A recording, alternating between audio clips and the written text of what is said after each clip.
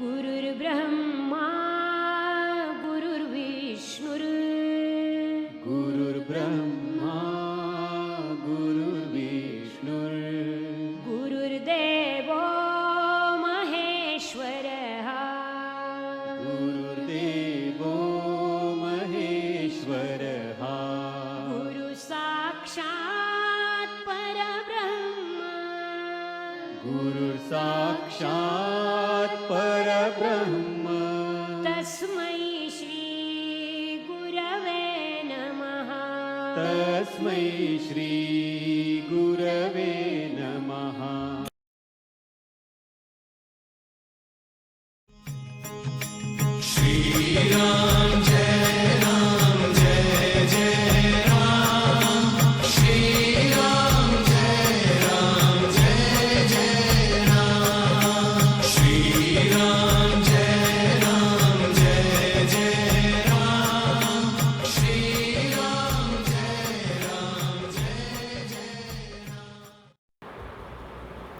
प्रेम से बोलो श्री कृष्ण भगवान की जय।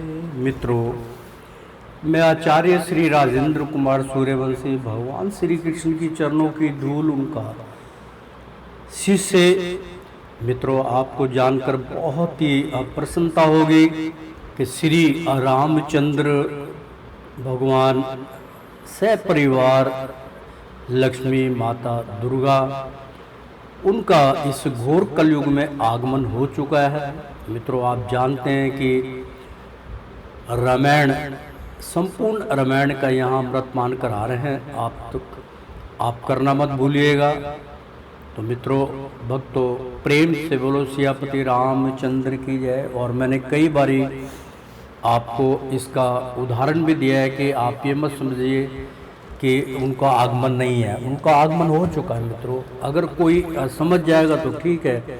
जिस प्रकार से पूरे संसार में उपद्रव मचा हुआ धर्म और अधर्म का जो है खींचातानी हो रही है मित्रों, तो अधर्म की तो हमेशा से हार ही रही है, धर्म विजेता रहा है। तो प्रेम से बोलो श्री कृष्ण और प्रेम से बोलो सियापति रामचंद्र की जय। तो मित्रों, शुरू करते हैं आज का धारावाहिक। पिछले धारावाहिक में हमने आपको बतलाया था राज तिलक चल रहा था। मित्रों, राज तिलक संपन्न हुआ। जिस जगह राम का मंदिर है तहाँ हनुमान को चौकी है, ते सद्भाव परस्पर रहता है, अनुपम लीला दोनों की है। अनुपम लीला का मतलब होता है कि अद्भुत लीलाएं जिसका हम विश्वास नहीं कर सकते, ऐसी लीला अनुपम होती है। अनानास कई लीलाएं ऐसी हो जाती हैं मित्रों। तो यहाँ तक हमने पिछले धारावाहिक में बतलाया था कि जहाँ राम का वास हुआ तो हनुमान जी उनके साथ होते हैं। तो प्रेम से बोलो सियापति रामचंद्र की जय। तो मित्रों, श्री सीता वनवास बहुत सुंदर, आपने देखा हुआ कहावत है मित्रों कि सीता जो थी उसके अंदर भी लोगों ने कटास लगा के चरित्र पे उनके छींटाकशी करी थी। तो स्त्री का तो भाव ऐसा होता है, लेकिन माँ जगजननी थी सीता। तो सीता वनवास का अब जो है शुरू करने जा रहे हैं। अमृतपान करना मत भूलिए। तो इसके जो लेखककार हैं, इसके जो आचार्य हैं लेखक, तो मुंशी नानक चंद्र सुखानंद साध हैं, जिन्होंने बहुत प्रेम से इसकी रामायण की व्याख्या की है। तो नंबर 25वां मित्रों चल रहा है अब। तो प्रारंभ करते हैं आज का धारावाहिक रामायण सीता वनवास। राम राज्य का अवध में था पुनीत शुभ काल, रही नीति युक्त न्याय से सकल प्रजा खुशहाल। यानी कि राम राज्य का अवध में, यानी कि राम का जो राज्य था वो अयोध्या में था। अयोध्या के वासी राम के ही वंश से माने जाते हैं मित्रों, चाहे वो किसी भी जाति प्रथा के हो। बहुत अच्छी बात मैं यहाँ बतला रहा हूँ आपको। चाहे वो चार हमारे मुख्य धर्म माने गए मित्रों, सब इसी में से उत्पत्ति होती है। तो वहाँ पर जो अयोध्या है मित्रों, वहाँ पे चाहे वो क्रिश्चियंस हैं, चाहे वो सिख है, और चाहे वो जो है मुस्लिम समुदाय के लोग हैं, और चाहे हिंदू धर्म के लोग हैं, चारों धर्म जो है वहाँ पर पुण्य काल से उनका रहन सहन और वहाँ रह रहे हैं। वही राम राज्य में वो भी जो थे, आज राम राज्य में जाके उन्होंने अपना हर बंदे ने बसेरा किया, परमात्मा के गुण गाए, और आज जो है वो स्थिति जो है सब मिल के आज रहते हैं मित्रों। लेकिन उपद्र धर्म और अधर्म का तो जो है शुरू से ही पुण्य है, काल से होता है मित्रों। धर्म और अधर्म की लड़ाई अगर ना हो तो दोनों रथ के दो पहिए नहीं चल सकते। तो राम राज्य का अवध में या पुनित शुभ काल, यानी कि राम राज्य आ गया मित्रों, और राम राज्य में अवध में अयोध्या में पुनित यानी कि एक नया सूर्य जो है शुरुआत हो गई, या शुभ काल शुरू हो गया मित्रों। भगवान राम के राज्य में कोई दुखी नहीं था मित्रों। अगर ऐसा जैसे कि आज मैं हालांकि अब मैं जोड़ सकता हूँ क्योंकि मैं आध्यात्मिक से जुड़ा हुआ हूँ। इस वक्त जो नव भारत जो हमारे भारतवर्ष के प्रधानमंत्री श्री जो है मोदी जो है वो श्रीमद दामोदर मोदी जो है वो मित्रों प्रधानमंत्री हैं, और आज उनकी पूरी दुनिया में जय जयकार हो रही है। कुछ कारण तो ठीक है उनका, क्योंकि वो भी जो लोग सोचते हैं वो गलत सोचते हैं, वो बिल्कुल इस वक्त बिल्कुल ठीक है। वो चाहते हैं कि मैं जब तक हूँ इस भारतवर्ष में राम राज्य हो जाए। तो राम राज्य के लिहाज से उन्होंने बहुत से ऐसे कर्म किए हैं जो क्योंकि वो भी चाहते हैं कि अधर्म जो है वो संपूर्ण रूप से हमारे देश से समाप्त हो जाए, केवल राम राज्य ही उज्जवल हो जाए, जिसमें कोई भी व्यक्ति, कोई बच्चा बिगर शिक्षा के, बिगर धन के और कोई भूखा ना सोए। तो मैं उनका भी मतलब अपने प्रधानमंत्री श्री जो है दामोदर मोदी जी का बहुत दिल से जो है उनका शुक्रिया करता हूं, और उनको आशीर्वाद जो है मेरी इतनी बुकत नहीं है, फिर भी भगवान से आशीर्वाद की प्रार्थना करता हूं कि आपका सह जीवन बहुत अच्छे समय और लंबा बीतना चाहिए, आपकी आयु बहुत बड़ी हो, और आप इसी प्रकार से देश की भक्ति करते जाए मित्रों। तो मेरा तो यही मानना है, जो लोग उनके विरुद्ध चलते हैं क्योंकि वो अधर्मी लोग होते हैं, जो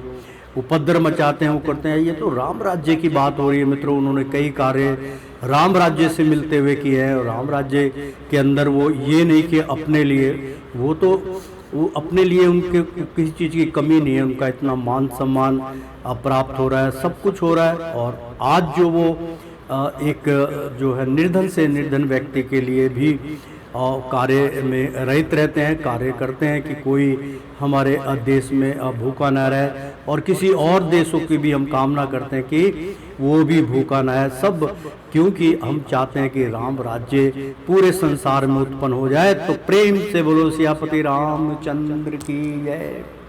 तो मित्रों यहाँ पर राम राज्य की अब बात हो रही, और जिस प्रकार से क्योंकि मैं तुलना कर रहा हूँ, कई लोग कहेंगे क्या यार ये तुलना कर, मैं इंसान की इंसानियत की मैं बात कर रहा हूँ। उनके साथ अब जो है अमित शाह जी हैं, और अमित शाह हो गए, और जो है हमारे योगी धर्म महात्मा हैं वो हो गए हैं, और इस प्रकार से जो ये चारों की टिकड़ी है मित्रों, जो सुरक्षा कर्मी हमारे हैं, सुरक्षा मंत्री हैं, वो ये चार जो है ये समझ लो भगवान राम के दल के हैं से उपस्थित हैं, और जिस प्रकार से वो कार्य कर रहे हैं उस प्रकार से तो मैं मान सकता हूँ कि राम राज्य की शुरुआत हो गई है।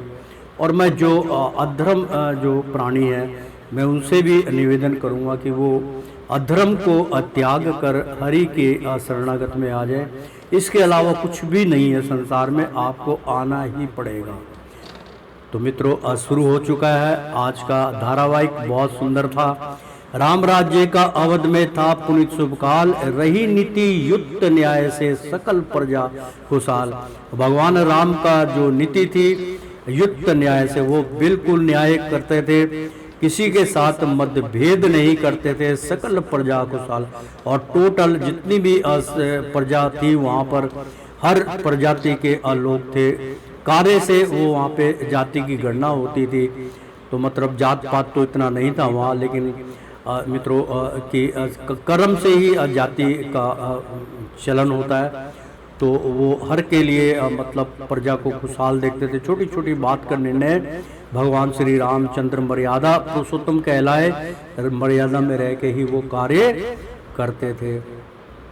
निरपति प्रजा से पुत्र सम रहते थे सद्भाव, यानी कि राजा भगवान राम से निरपति, भगवान राम से प्रजा से पुत्र, यानी कि प्रजा से लेकर उनके पुत्र तक सब रहते थे सद्भाव, और सब प्रेम प्यार से रहते थे। मित्रों इसीलिए कहते हैं कि राम राज्य आए तो सब भाई भाई हो जाएंगे। लेकिन अंतरकरण में मित्रों जैसे महाभारत हुआ, तो महाभारत में कौरव पांडव दोनों भाई थे, युद्ध हुआ, लेकिन निर्णायक तो धर्म के पक्ष में गया। मित्रा कहने का मतलब ये है कि ठीक है, हमारे जो आज के टाइम में जिनको हम दुश्मन समझते हैं, जो हमें दुश्मन समझते हैं, सद्भाव की बात करते हैं, लेकिन अब बाहर से करते हैं। दो मन होते हैं, एक बाहरी मन होता है, एक अंतरकरण में होता है। तो मित्रों दो हमारे अंदर हर चीज़ दो है, दो मन है, दो आत्मा है, दो शरीर है, सूक्ष्म है और स्थूल है, और हर चीज़ एक दूसरे पे निर्भर करती है। दो ही गण है मित्रों हमारे हिंदू धर्म में और हिंदुओं में और सब में होता है, लेकिन कोई उसको मानता है, कोई उसके ऊपर विषेद करता है। मित्रों एक तो आप जान गए हो कि हमारे अंदर राक्षस गुण उत्पत्ति होती है और एक देवता गण उत्पत्ति होती है। देवगण और राक्षस गण हमेशा साथ साथ चले, अगर दोनों में सद्भाव हो जाए तो फतेह कर देते हैं। और तीसरे गुण इसलिए सत्वगुण जो होता है वो परमात्मा के प्रति समझ रखता, तो दोनों गुणों को हरा के सत्वगुण प्राप्त हो जाता है। तो मित्रों इसी प्रकार से अगर राम राज्य चाहते हैं तो अंतरकरण से सद्भाव होना चाहिए, बाहर से नहीं। अब बाहर से तो मेरे को कह रहे हैं कि भाई साहब आप हमारे भाई हैं, आप हमारे गुरु हैं, आप हमारे अन्नदाता हैं, आपसे बहुत स्नेह प्रेम है, आप ये हैं, आप बहुत अच्छे लोग हैं। और एक समय ऐसा आया कि वो आवाज़ मारी पीछे से, मैंने कहा हाँ भाई राम राम, तो कहने लगे राम राम। पीछे से एक आया, उसने छुरा घोंस दिया, कह रहे जी ठीक है अब जय राम जी की चले। तो मतलब ऐसे सद्भाव नहीं होते मित्रों। अगर ऐसे सद्भाव होंगे तो रावण और लक्ष्मण और राम जी का जो युद्ध हुआ था उसी प्रकार से होता रहेगा। तो सद्भाव बनाना है तो अंतरकरण निर्मल कीजिए, कुछ नहीं होता, आप जितना मर्जी एक दूसरे को दुख देने का कोई कार्य मत कीजिए, क्योंकि सब लोग एक दूसरे के धर्म से ईर्ष्या करते हैं, बैर करते हैं। ऐसा नहीं, हमारा धर्म जो है हिंदू धर्म प्रेम का प्रतीक है। मित्रों राम राज्य हम चाहते हैं तो प्रजा पिता निरप मान कर करती थी ना दुराव, यानी कि प्रजा जो थी अपने रामचंद्र जी को यानी कि निरप को पिता ही मानती थी, अपने पिता के समान उनको मान सम्मान देती थी, करती थी ना दुर्वान, दुराव नहीं करती थी, दोगली बात नहीं करती थी, दो राय वाली बातें नहीं करती थी। मित्रों देखो इससे पहले इसमें भाव आ गए, मैंने तो इससे पहले जो है इसकी व्याख्या कर दी है, इसका तात्पर्य आपको बतलाया। तो मित्रों भगवान कहते हैं कि जो मेरे शिष्य अपने मुख के द्वारा बोल रहा है वही सत्य है। तो प्रजा पिता निरप मान कर करती थी ना दुराव, यानी कि दो मत नहीं होते थे। अगर मानना है तो दोनों पक्ष को, तीनों पक्ष को, जितने भी पक्ष हैं सबको एक समान मानना चाहिए, तब होगा। अगर मैं सत्य की राह दिखलाऊं, मैं मार्गदर्शन कर सकता हूं मित्रों, और ऐसा कर सकता हूं कि मेरे मुकाबले पे इस संसार में एक भी व्यक्ति नहीं होगा, मैं ऐसा मार्गदर्शन दे सकता हूं। लेकिन मेरे को मूर्ख कहेंगे। आज के टाइम में अगर मैं सत्य की राह बतलाऊं, अंधकार से उसको निकालना चाहूंगा, तो उसका अहम और अहंकार इतना प्रबल हो जाएगा, मेरे को कहेंगे ये आचार्य है, मेरे को ही मूर्ख बना देंगे।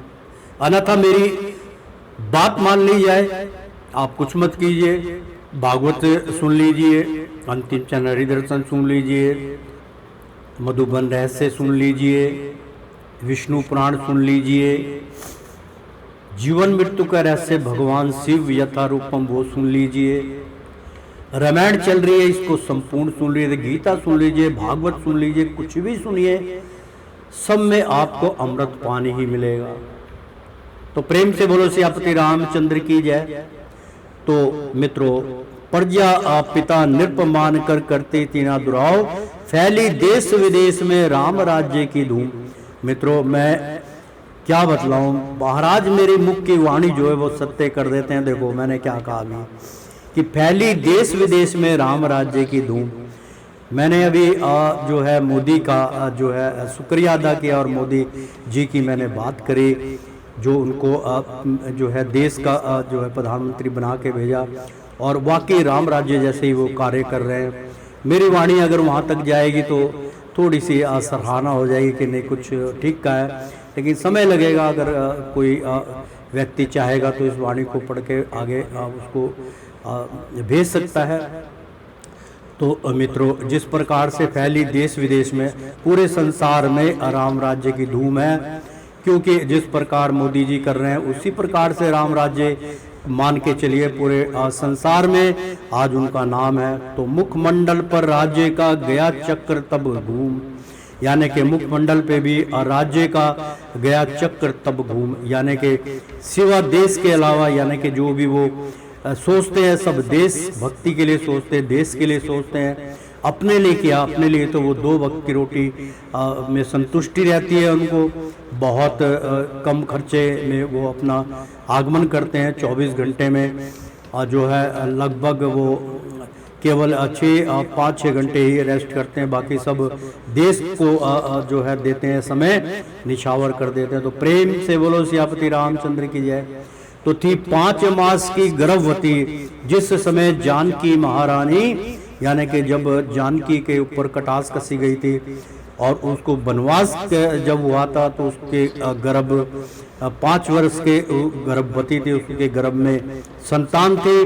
जिस समय जानकी महारानी आनंद सहित एक दिवस कहीं रघुवीर ने उससे यह बानी, जो इच्छा हो हे प्रिया तुम्हें इस अवसर में वह बतलाओ।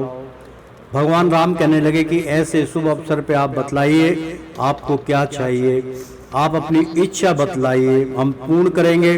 संकोच रहित होकर बोलो, शंका कुछ मन में मत लाओ। और कोई भी असंकोच रहित होके बिगड़ चिंता के आप बोलिए और शंका मन में मत लाइए। बोली सीता लज्जित होकर, बहुत सुंदर शर्मा के लज्जित होकर सीता माँ बोली, गद गद सवर से यह मृदु वाणी।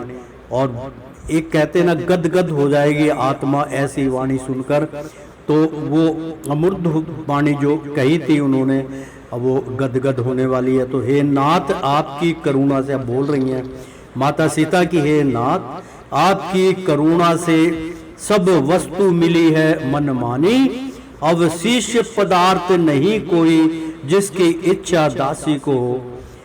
भगवान राम से कहने लगी कि मैं तो आपकी दासी हूँ और आप करुणा के सागर हैं, तो सब वस्तु मिली है मनमानी, और मेरे को जो भी चीज पसंद आई मनमानी, यानी कि मुझे ये चाहिए वो चाहिए, मुझे अपने आप ही सब कुछ प्राप्त हुआ, अवशिष्ट पदार्थ नहीं कोई।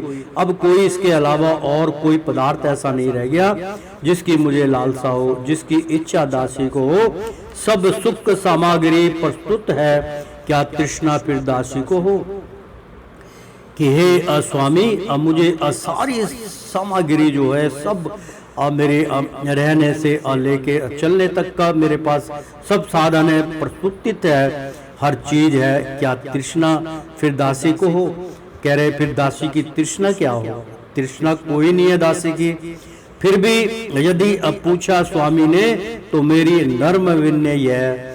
कहने लगे कि अगर आपने पूछा है तो मेरी नम्र, यानी कि बहुत सर झुका के बहुत छोटी सी एक नम्र अविनय है, बहुत अगर आप सुन लें तो।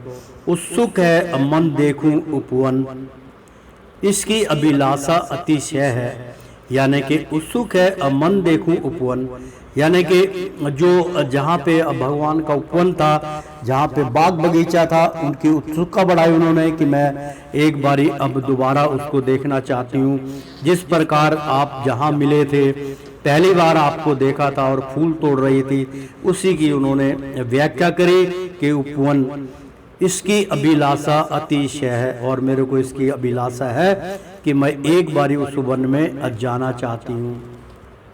तो उपवन था, बहुत रंग बिरंगे फूल थे, बहुत सुंदर। तो ऋषि पत्नी गण के दर्शन का है भाव ही में धरा हुआ, और जो ऋषि गण की पत्नी है, यानी कि वो जो उनके गुरुदेव थे, वहाँ कुटिया थी उनकी, तो ऋषि पत्नी गण के दर्शन का और उनकी पत्नी जो है उनके दर्शन करना चाहती हूँ, हर भाव ही में धरा हुआ। और मेरे मन के अंदर ऐसे भाव उत्पन्न है, विचरू कुछ समय तपोवन में, कि कुछ समय मैं तपोवन में रहूं जो फूलों से है भरा हुआ, और जो फूलों से भरा हुआ है उस तपोवन में मैं कुछ समय बिताना चाहती हूँ। ऐसी उन्होंने मन की इच्छा व्यतीत की भगवान श्री रामचंद्र जी के समक्ष। जाकर वन में सुनारियों का वस्त्रादिक से सम्मान करूं, नाना प्रकार के अलंकार और आभूषण उपहार करूं, यानी कि जाकर वन में सुनारियों, यानी कि जो वहाँ की सुनारी है, जो वहाँ के कार्यकर्ता करने वाले हैं, जो रहने वाले हैं, कुटियों को साफ सुफ करते हैं, सुनारियों यानी कि जो किसी प्रकार की कलाकार होते हैं, अब गहने बनाते हैं, वो बनाते हैं उस प्रकार का जो है वस्त्रादिक जो बनाते हैं, वस्त्र बनाते हैं, गहने बनाते हैं, तो उनका मैं सम्मान करूं, ऐसे उनको कुछ ना कुछ दूं। नाना प्रकार के अलंकार, मतलब अलग अलग उनको अलंकार और आभूषण उपहार करूं। अलंकार यानी कि मतलब अलग अलग तरीके से जो उनकी मनोकामना पूरी है, उनके जो मन में है अलंकार है, जो कभी ना देखा वो काम में करना चाहते हैं, आभूषण उपहार करूंगी। आशीर्वाद देंगी हमको अपूजित होकर ऋषि नार सभी, और ऋषि मुनियों की जो नारी हैं मित्रों, वो बहुत सुंदर थी। माँ सीता कह रही कि जब मैं ऐसा उनका जो है अपना आचरण उनके ऊपर दिखाऊंगी और उनको वस्त्र और गहने जब मैं आभूषण उनको दूंगी, शरणागत में जाऊंगी, तो वो मुझे आशीर्वाद देंगी।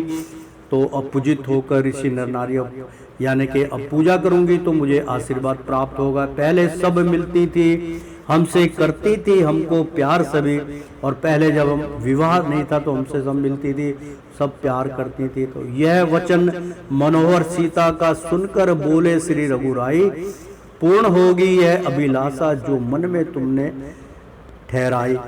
यानी कि ये व्याकरण जो चल रहा है मित्रों, ये जो है जानकी यानी जनकपुरी की यहाँ पे इच्छा उन्होंने जो है जाहिर की है। वहाँ पे उनको बहुत स्नेह प्रेम करती थी सारी।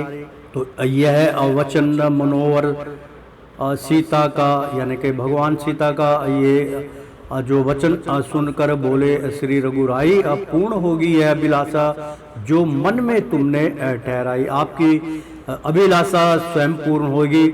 तो बन जाने का कीजिए संग्रह सब सम्मान, प्रातः काल लक्ष्मण सहित करना प्रिय प्यान। यानी कि वन जाने के कीजिए संग्रह सब सामान, तैयार कर लीजिए वन में जाने का सारा सामान सामग्री संग्रह तैयार कर लीजिए, किस प्रकार से रहेंगे, तंबू लगाएंगे। तो अब प्रातः काल होते ही सुबह लक्ष्मण सहित, लक्ष्मण भी और करना प्रिया प्यान, और आप लक्ष्मण सहित, लक्ष्मण भैया के सहित आप प्यान करना, आप हमारे साथ चलना।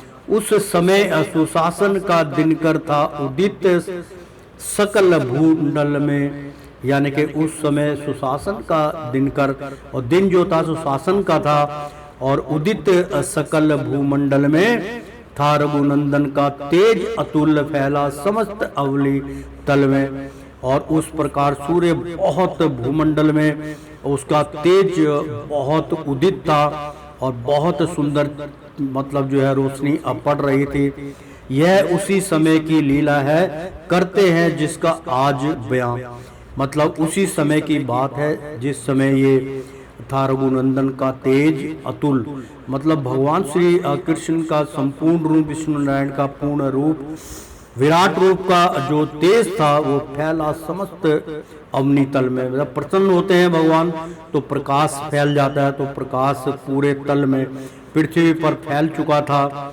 यह उसी समय की लीला है, करते हैं जिसका आज बयां। उसी समय की त्रेता युग की बात है जिसकी लीला का वर्णन हम जो है आज इसमें अमृतपान करा रहे हैं आपको। तो जो था सम्मान लोकमत का, सुन लो उसका इस तरह बयां कि अब जो था सम्मान लोकमत, वहाँ के लोगों का क्या मत था, किस प्रकार से वो क्या चाहते थे, तो और सुन लो उसका इस तरह बयां।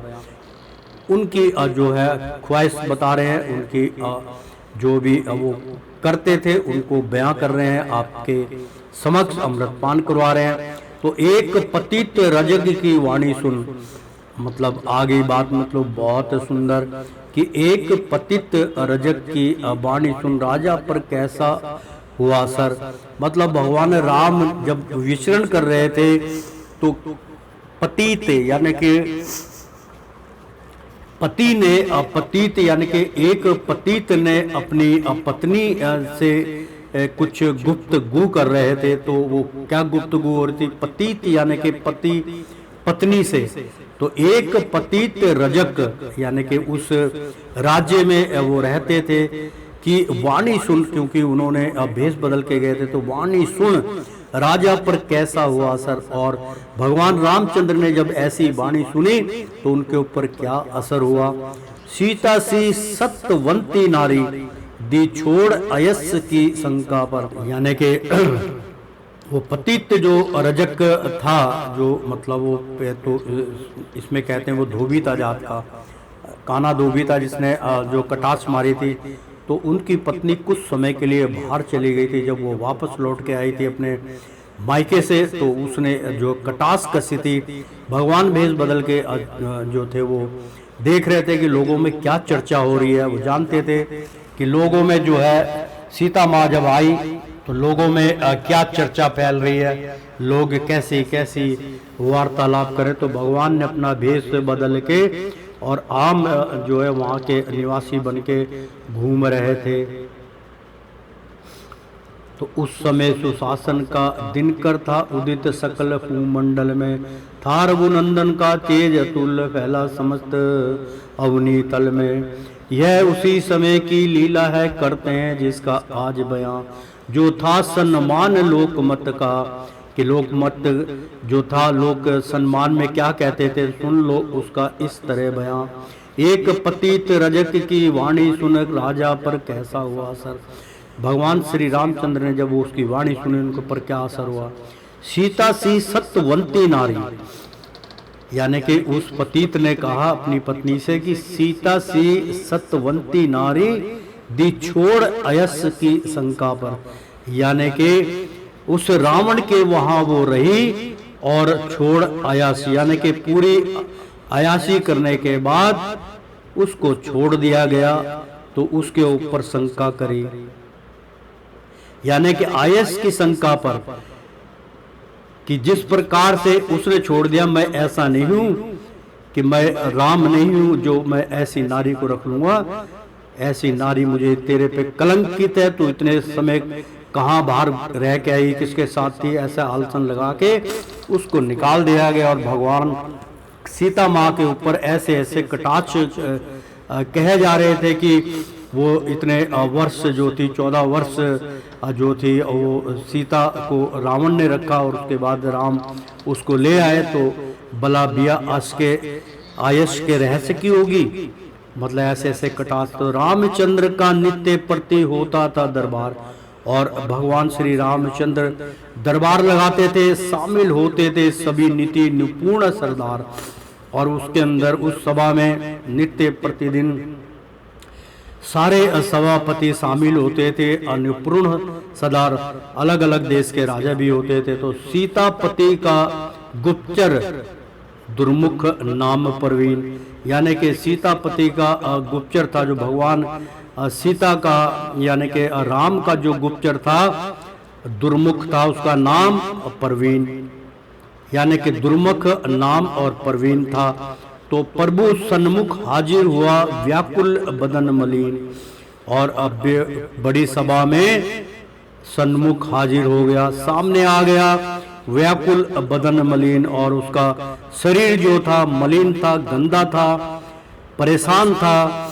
यानी कि वो इस प्रकार से जो जिस तरीके से उसने जो है वो गुप्तचर का कार्य किया था, तो बहुत कपड़े गंदे, पता नहीं कहाँ का जाना पड़ा कि वास्तव में चर्चा क्या हो रही। तो समक्ष पहुँच गया भगवान के दरबार में, और थी उसकी सेवा यही भ्रमण करे पुरमाई, यानी कि थी उसकी सेवा यही कि भ्रमण करे पुरमाई। वो कहने लगे कि मैं कहूँगा तो शायद इसका असर अच्छा नहीं होगा, मैं चाहता हूँ कि उसकी जो सेवा थी, यानी कि सेवा यही कि भ्रमण करे अपूर्वी माई, कि इस जो मैं करके आया हूँ वो मैं भगवान श्री रामचंद्र खुद स्वयं भ्रमण करके उसको देख लें। जो कुछ देखे और सुने प्रकट करे प्रभु पाई, और प्रभु जी से उसका उन्होंने बतलाया कि ये मैंने देखा है और ऐसी ऐसी बातें हुई। उस दिन जो संवाद था दारुण दुखद महान, और उस दिन का जो संवाद था दारुण दुखद महान, बहुत बड़ा दुख का विषय था। वो कहने में संकित हुआ बरबस रुकी जबान, और कहने में संकित और कहने में वो चिंतित हो गया, शंका में पड़ गया कि मैं अपनी जुबान से ऐसे दुर्वचन कैसे कहूँ। बरबस रुकी जुबान, और अचानक कहते कहते उसकी जुबान रुक गई। तो असमंजस में या ज्ञान रहित चिंता में संज्ञाहीन हुआ, यानी कि असमंजस में था, बहुत परेशानी में था। उसका ज्ञान जो था कि मैं कहूँ तो ना कहूँ, क्या करूँ ना करूँ, तर्क वितर्क में वो पड़ा हुआ था। मित्रों, बहुत जो दुर्मुख था, प्रवीण था, बहुत मन में उसके ऐसे विचार उत्पन्न हुए, तो रहित चिंता में अज्ञानहीन हुआ, और इसी प्रकार जो है वो ज्ञानहीन हो गया कि मैं ऐसी व्याख्या अपने मुख से कैसे निकालूं। एक था चरण सियाधर के, यानी कि तख्ता था चरण सियाधर के, यानी कि माता की जो है सीता थी, उनके चरणों में वो तक रहा था, देख रहा था और आंसू बहा रहा था। भय आरत आतुर दिन हुआ, मतलब उनको भय हो गया, डर हो गया कि आरत आतुर, यानी कि क्या होगा जब भगवान राम को पता चलेगा। तो दीन हुआ, यानी कि इस प्रकार से समय बीत गया। यह हाल दूत का जब देखा एकांत कराया राघव ने, यानी कि यह हाल दूत का जब देखा तो एकांत कराया राघव ने। भगवान ने एकांत में उसको कहा कि आप एकांत में मुझसे मिलिए। संकोच त्याग कर कहने को अमन धीर धराया राघव ने। भगवान श्री रामचंद्र कहने की घबराने की कोई आवश्यकता नहीं है, आपको जो कहना है बिल्कुल निसंकोच कहिए, मैं न्यायाधीश हूँ, मैं जो उचित होगा वो करूँगा, आप झिझकिए मत, आप अकेले हैं, बोलिए क्या कहना है। समझ गए मन में प्रभु है अनर्थ की बात, तो प्रभु समझ गए थे कि कोई अनर्थ की बात होने वाली है, इसलिए इसकी जुबान खुल नहीं रही है। बोले शंका मत करो, कहो नगर कुशलात, आप शंका मत कीजिए, नगर में सुख शांति तो है। भगवान श्री रामचंद्र जो थे वो अपने जो है दुर्मुख को कहने लगे, जो उनका गुप्तचर था उसको बहुत प्रेम से कहने लगे, जो कुछ भी सुना है और देखा हो नगरी का सच्चा हाल कहो, मत अपने मन में भय मानो, जो है जिसके ए माल कहो।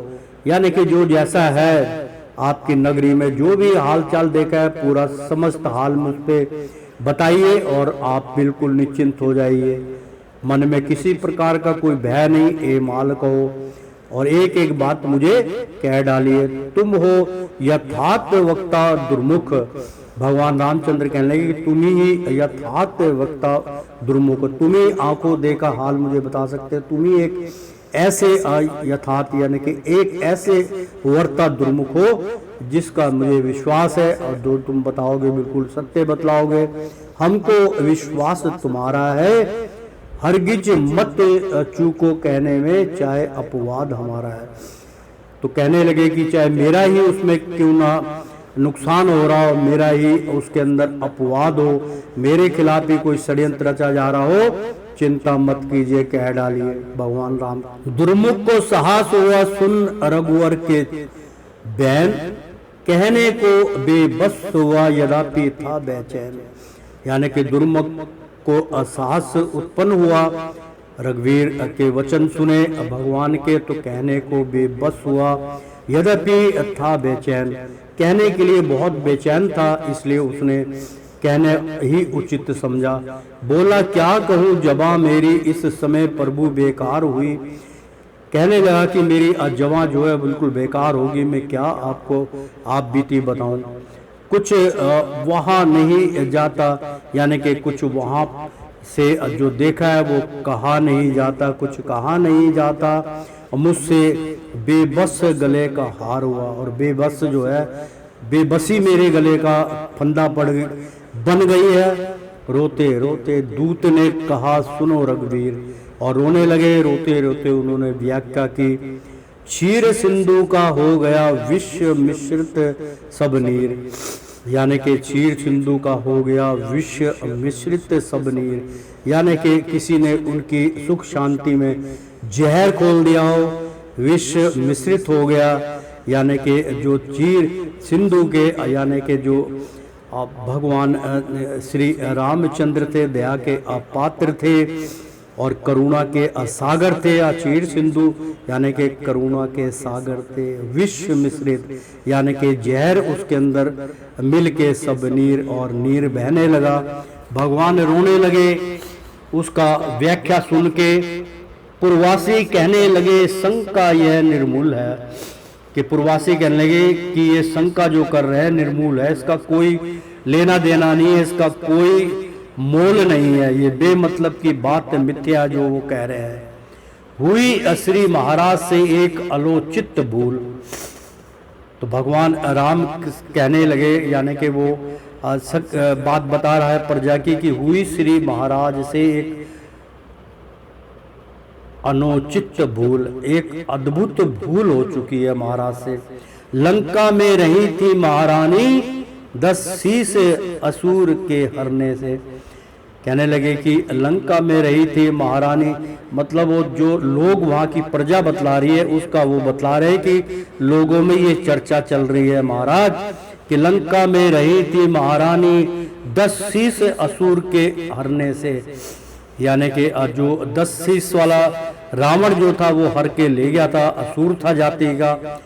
तो इसमें लोगों को आशंका है अपरग्रह में वासा करने से, यानी कि अपरग्रह किसी दूसरे घर के अंदर उनका वास था, तो उनको शंका हो रही कि इतने वर्ष उनके साथ रही है, तो क्या रावण ने उनको छोड़ा होगा, रावण ने कोई उनके साथ दुर्व्यवहार नहीं, कोई ऐसी शंका में प्रजा पड़ गई। इतना ही कहकर हुआ राजदूत खामोश, सुनकर श्री रघुनाथ को रहा न तन का होश। और भगवान ने जब ऐसी द्रुव वाणी सुनी तो उनके खुशहाल मन के अंदर जहर घोला गया। तो वचन ना था बस सूल था, यानी कि ऐसा वचन सुनकर वो वचन नहीं थे, मेरे शरीर में भगवान राम को जैसे कि कितने सूल चुबो दे गए हों, तो वचन ना था वह सूल था, हुआ जिगर के पार, और वो जिगर का टुकड़ा था। सीता माँ उनसे बहुत स्नेह प्रेम करते थे, उनके लिए जब ऐसी वाणी सुनी तो भगवान राम के ऐसा कटाक्ष लगा जैसे सूल जिगर के आर पार हो गया हो। चिंता में आ पड़ा मन दिल से गया करार, यानी कि चिंता में था उनका मन और दिल से गया करार। और दिल से जो था वो प्रजा के प्रति बहुत दुखदायी हुआ इशारा भरत को, खत्म हुआ दरबार। तो भरत को इशारा किया भगवान श्री रामचंद्र ने और दरबार की समाप्ति हो गई, दरबार वहां से संपन्न हो गया। मित्रों, फिर श्री राघव ने किया अपना प्रगट विचार, फिर भगवान रामचंद्र जी ने अपने विचार वहाँ पर प्रकट किए। मित्रों, सीता वनवास का यहाँ पर चल रहा है, बहुत सुंदर सीता वनवास का यहाँ पे चल रहा है, और जिस प्रकार से उनकी प्रजा में उथल पुथल हुई उसकी व्याख्यान उनके दूत कर रहे हैं। हे भरत, लोक मत से मेरा परिवर्तित मन का भाव हुआ कि जो यहाँ पर हमारे जो अयोध्या में जो प्रजा है मित्रों, लोक मत यानी कि मुझे लोक मत भी देखना है कि लोगों का मेरे प्रति क्या भाव उत्पन्न हो रहा है। तो हे भरत, लोक मत से मेरा परिवर्तन यानी कि परिवर्तित मन का भाव हुआ और मेरा मन इनके प्रति बदल चुका है। अपमान यश की चर्चा से, और अपमान हुआ है यश की चर्चा यानी कि आयस यानी कि जो मैंने यश कमाया था वो आयस हो गया, उसके ऊपर कटास कसा जा रहा था। अपमान आयस की चर्चा से गंभीर ही में घाव हुआ, और मेरे हृदय में ऐसा सुनकर बहुत गंभीर घाव हो गया है। भाई मेरा कहना मानो, यह मेरा दुख मिटाओ तुम। और भरत को कहने लगे कि मेरा ये दुख मिटाओ भैया, भ्राता मैं क्या करूं, वैवस्वत कुल में दाग लगा, इसको तत्काल छुड़ाऊं तुम। मतलब जो यहाँ की प्रजा ने मेरे कुल के अंदर मेरी अर्धाग्नि तुम्हारी माँ सीता के ऊपर जो आलसन लगाया हुआ है वो आलसन मुझ पे लग गया है। वैवस्वत कुल में दाग लगा है, इसको तत्काल छुड़ाओ तुम। किसी प्रकार से दाग को समाप्ति काल में ले जाओ। इस पुर में एक रजक द्वारा अपवाद जानकी का सुनकर मेरे मन को अति क्षोभ हुआ, इस घूम गया आया चक्कर। यानी कि इस नगर में पुर में इस नगर में एक रजक द्वारा यानी कि एक रहने जो यहाँ का निवासी है, रहने वाला है, छोटा है वो, उसके द्वारा अपवाद जानकी का सुनकर, और उसके द्वारा जो है माँ आपकी जो जानकी है मेरी अर्धाग्नि है, देवी है, उसका अपवाद हुआ है, उसको मेरे से बर्दाश्त नहीं हुआ। तो मेरे मन को अति क्षोभ हुआ, मेरे मन को बहुत दुख हुआ है। सिर घूम गया आया चक्कर, और मेरा सिर घूमने लगा और मुझे चक्कर आ गया। ऐसी वाणी सुनकर तो त्यागेंगे प्राण आज ही हम। भगवान रामचंद्र कहने लगे इतना बड़ा दुख कि त्यागेंगे प्राण आज ही हम। भगवान राम कहने लगे आज ही हम अपना प्राण त्याग देंगे या त्याग करेंगे सीता का। बहुत सुंदर, बहुत वियोग भरा यहाँ पर श्लोक है मित्रों, कि भगवान राम इतने दुखी हुए कि त्यागेंगे प्राण आज ही हम या त्याग करेंगे सीता का। या तो हमारे प्राण चले जाएंगे या फिर सीता का हम त्याग कर देंगे। जो हित हो हमको बतलाओ, परिचय दो सुमति पूर्णिता का। यानी कि मेरी जो मति फिर गई है, मुझे उचित ज्ञान प्राप्त कराओ, परिचय दो सुमति, यानी कि मेरी जो खोपड़ी घूम गई है उसका मुझे ज्ञान प्रदान कराओ। इतना कहकर श्री रामचंद्र हो गए मूर्छित भूसाई, और भगवान इतना कहकर मूर्छित हो गए, उनसे बर्दाश्त नहीं हुआ। श्री रामचंद्र भूसाई यानी कि भूमि पर लेट गए, भूमि के ऊपर गिर पड़े। तो हग से पंकज दल लोचन ने आंसू की धारा बरसाई। तो हग से पंकज दल लोचन यानी कि जो उनके चरण थे, जो भरत थे उनके भाई थे, लोचन ने आंसू की धारा बरसाई, आंसू से रोने लग गए। बहुत जो है आंसू की धारा बहने लगी है। देखा अचेत जब भाई को, तब भरत हो गए व्याकुल मन में। और भाई को देखा कि मेरे राम जो भाई है मेरे पिता समान है, वो हो गए व्याकुल मन देखकर कि अचेत जब भाई को, कि भाई की चेतना नहीं, अचेत हो गए, बेहोश हो गए। इस प्रकार से वो कह रहे थे कहीं उनका शरीर तो ना छूटने वाला है। ऐसे मन में विचार करके हुए व्याकुल मन करके ब्यार चैतन्य किया और कहने लगे विनित वचन, यानी कि अपने आप को संभले करके अव्याहर चैतन्य किया, अपने आप को सोच समझ के ऐसा व्यवहार किया कि चैतन्य हो गए कि वास्तुता है क्या, और कहने लगे विनित वचन, और हाथ जोड़ के वचन कहने लगे श्री रामचंद्र से भरत कि उस दुष्ट रजक की जीवा को मैं अभी काट कर लाता हूं। भगवान रामचंद्र को कहने लगे कि भैया जिस प्रकार से आपके साथ किया, जिस दुष्ट ने ऐसी कहने की जो है जुबान पे बात लाया है, मैं उसकी जीवा जो है आज काट लाता हूं, उसकी जीवा को अभी काट के लाऊंगा। अनुचित वाणी का फल उसको स्वामी मैं अभी चखाता हूं। अग्नि में शुद्ध हुई साबित श्री जनक सूता महारानी है, और महारानी जो है वो अग्नि में शुद्ध हुई साबित हो चुकी है, अग्नि परीक्षा भी हो चुकी है, श्री जनक सूता महारानी है। फिर क्यों शंका मन में लाते हैं? धर्म यज्ञ आप शुभ ज्ञानी है, आप धर्म के मार्ग पे चलने वाले धर्म ज्ञानी है, सुजानी है। तन के तजने यानी कि तन के तजने का शोक, यार कि तिनके के बराबर का शोक जनक, यानी कि जनक के जो जानकी है उसके लिए दुखद विचार तुम्हारा है। इतना बड़ा दुख, ये तो तीले के समान है, ऐसा तो होता रहता, मैं अभी उसका खंडन कर दूंगा। इस प्रकार से कहने लगे हम सब ही प्राण त्याग देंगे, जो प्रभु ने यह विचारा है तो हम सब भी अपने प्राण त्याग देंगे। यदि आपने प्राण त्यागने की बात करी, ऐसे विचार किए। स्वामी का कठिन वियोग कभी सह सकती नहीं महारानी, और अपने स्वामी श्री रामचंद्र जी का कठिन वियोग महारानी कभी नहीं, सीता महारानी नहीं सहन सके, उनकी सहन शक्ति जो है वो समाप्त हो जाएगी।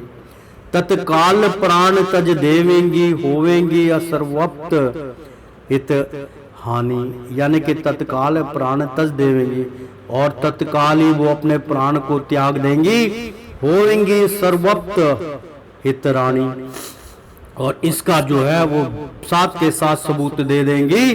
बोले राघव है सत्य वचन, जो कहा आपने हित करके, यानी कि जो कहा है आपने बिल्कुल सत्य कहा है। भगवान राम कहने लगे लेकिन सुनाना होगा तुमको, जो मैं कहता हूँ चित्त धर के, और जो मैं कह रहा हूँ उसको तुम अपने तन से सुनिए, मन से सुनिए। अपवाद नहीं सह सकता हूँ, मत अधिक मुझे तुम समझाओ, यानी कि मैं अपवाद सहन नहीं कर सकता हूँ और इससे अधिक मुझे समझाने की आवश्यकता नहीं है, मत समझाइए। या अभी कत्ल कर दो मुझको, या सिया की वन में पहुंचाओ, या तो मुझे मार दीजिए इसी वक्त, या फिर सिया को जो है वन में पहुंचा दीजिए। इतने कठोर जो है दृढ़ संकल्प भगवान के मन के अंदर उत्पत्त हो गई। मित्रों, यह सुनकर बोले लखन लाल करुणा निदान करुणा करिए, कि हे लखन लाल बोले, यानी कि लक्ष्मण कहने लगे करुणा निदान, आप तो करुणा के सागर हैं, निदान करते हैं, दया करते हैं, करुणा करिए सब पे, हम पे भी करुणा कीजिए, माँ सीता पे भी करुणा का जो है अपना हाथ रख दीजिए। है सत्यवती सीता माता, कुछ नीति न्याय मन में धरिए। कहने लगे लक्ष्मण की असत्यवती सीता माता, सीता माता जो है वो सत्य माता है, कुछ नीति न्याय मन में धरिए, कुछ नीति भी तो मन में लाइए, ऐसे आलसन आप क्यों मन में लाते हैं। तो अबला निर्दोष दंड पावे है, इससे कौन अधर्म अधिक, यानी कि अबला नारी निर्दोष दंड पावे, अबला नारी को, वो अबला हो गई है, उसको इस प्रकार से निर्दोष है वो, और निर्दोष को एक दंड देना, इससे कौन अधर्म अधिक है। इससे ज्यादा कोई भी अधर्म का कार्य नहीं है। भैया राम को कहने लगे तो मैं क्षमा मांगता हूँ स्वामी, सब यही कहेंगे धित धित धित, यानी कि धिक्कार धिक्कार धिक्कार है। कुल नारी सुशीला ब्रह्म सती, बेखता निकाली जाती है, अन्याय अधिक इससे क्या है, सुनते में पटकती छाती है। यानी कि भैया सारे लोग, पूरा संसार क्या कहेगा, लक्ष्मण कहने लगे जो मैंने कहा मैं क्षमा चाहता हूं कि मैं क्षमा मांगता हूं स्वामी। सब यही कहेंगे धिक्कार है, धिक्कार है, धिक्कार है। कुल नारी सुशीला परम सती, यानी कि सुशील है, सुशीला है और परम सती है। उसने अपने सत्य वचन पे वो अटल रही है तो बेखता निकाली जाती है। तो कोई कसूर नहीं है, बिना कसूर के उसको हाथ पकड़ के बाहर निकाला जा रहा है। ये कहाँ का इंसाफ है प्रभु? अन्याय अधिक इससे क्या है? सुनते में फटकती छाती है, और इससे बड़ा अन्याय हम और क्या हो सकता है? सुनते ही हमारी छाती जो है वो फटने लगी है। तो कुपित लखन के बैन सुन रिपुहन उठे सबीत, यानी कि कुपित लखन के और कुल के जो पीत यानी कि भगवान रामचंद्र से लखन के इस प्रकार से बैन सुन के, बयान सुन के रिपुहन उठे संबीत, और बिल्कुल उसी टाइम रिपुहन उठे, तत्काल उठ गए भगवान रामचंद्र समेत। अवसर लख कहने लगे मधुर वचन विनीत। और फिर उसके बाद सुनकर यानी कि अवसर लख सुनकर कहने लगे मधुर वचन विनीत। तो मित्रों, श्रीमन नारायण नारायण हरि हरि, तेरी लीला सबसे न्यारी न्यारी, बोलो हरि हरि। विष्णु नारायण नारायण हरि हरि। प्रेम से बोलो सियापति रामचंद्र की जय। मित्रों, भक्तों, एक बार बोल दो ना राधे राधे, कृष्णम कृष्णम।